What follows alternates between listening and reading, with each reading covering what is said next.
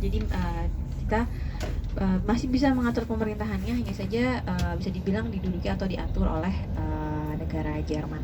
Kalau tadi Bapak Ibu sudah sempat lihat Little Mermaid, nah patung Little Mermaid itu dibuat oleh atau dibiayai oleh ballet show tentang Little Mermaid di teater ini nih Bapak Ibu di depan kita. Ini adalah Royal Danish Theatre, satu-satunya teater dari tahun 1874 sampai 2005. Jadi cukup lama. Ini adalah satu-satunya grand stage untuk art performing. Waktu itu penampilan mengenai Little Mermaid di sini. Nah, di saat ketika Caroline Capson melihat ballet show di sinilah dia meminta penarinya, balerinanya namanya Ellen Prince untuk menjadi model dari patungnya gitu. Jadi dibuatlah patung Little Mermaid.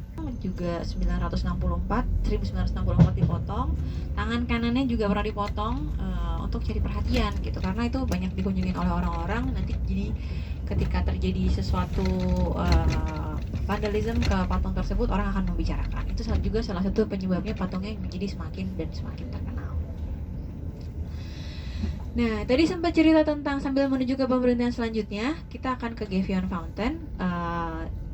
Aku sempat menyinggung mengenai negara paling bahagia.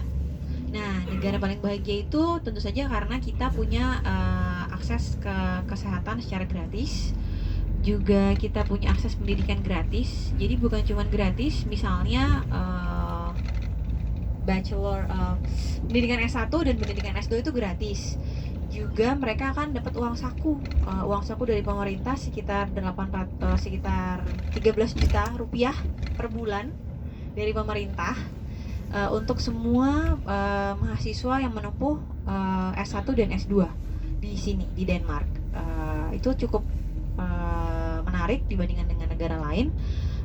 Dan 13 juta rupiah ini cukup untuk memiliki standar hidup yang normal untuk seorang mahasiswa di sini.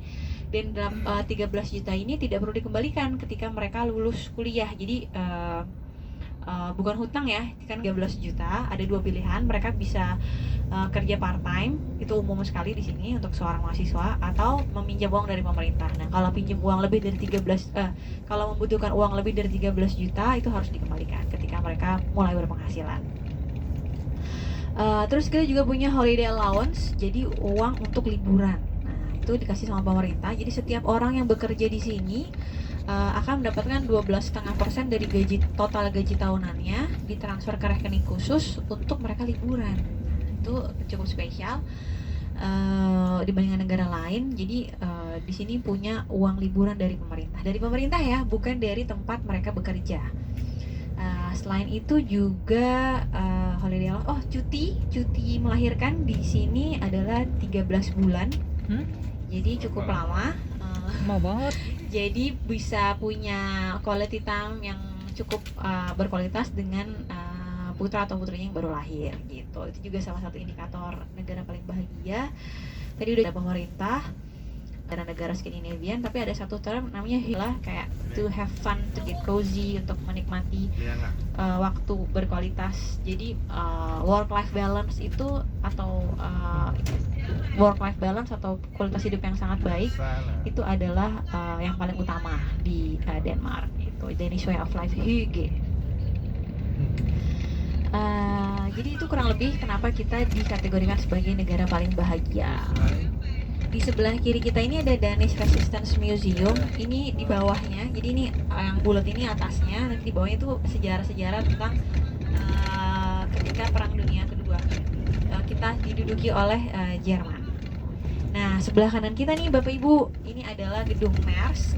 Gedung Maersk adalah perusahaan paling besar di Denmark, shipping company, dan shipping company paling besar di dunia. Kita punya logonya 7 pointed star, bintang dengan 7 titik, itu karena 7 samudra di dunia gitu. Itu Maersk. Nah, yang menarik ini Bapak Ibu, di depan kita ada gedung dengan non-toxic steam atau asap yang tidak beracun sama sekali. Ini adalah gedung yang mengubah sampah jadi energi Bapak Ibu. Jadi gedung ini setiap hari menerima sampah dari 250 truk dikumpulkan dari kota Copenhagen dan sekitar kota Copenhagen. Itu dia dibakar sampahnya, lalu sampahnya menghasilkan uapnya menggerakkan turbin dan turbinnya menghasilkan listrik gitu. Dan itu asapnya non toksik gitu, jadi kita bisa dibilang tidak punya masalah. Kita bisa dibilang nggak punya masalah dengan sampah di sini karena sampahnya di proses di gedung itu, namanya Copenhill.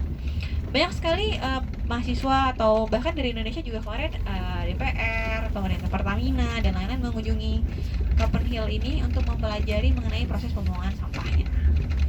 Nah, kalau Bapak Ibu lihat kincir angin, nah kincir angin ini juga turbin ini, kita ini adalah pionirnya atau yang paling pertama menggunakan tenaga kincir angin dan dirubah menjadi energi dan dikomersilkan gitu. Nah, saat ini listrik di Denmark ini sudah dipenuhi dengan tenaga kincir angin ini sekitar 55%. Targetnya tahun 2035 kita bisa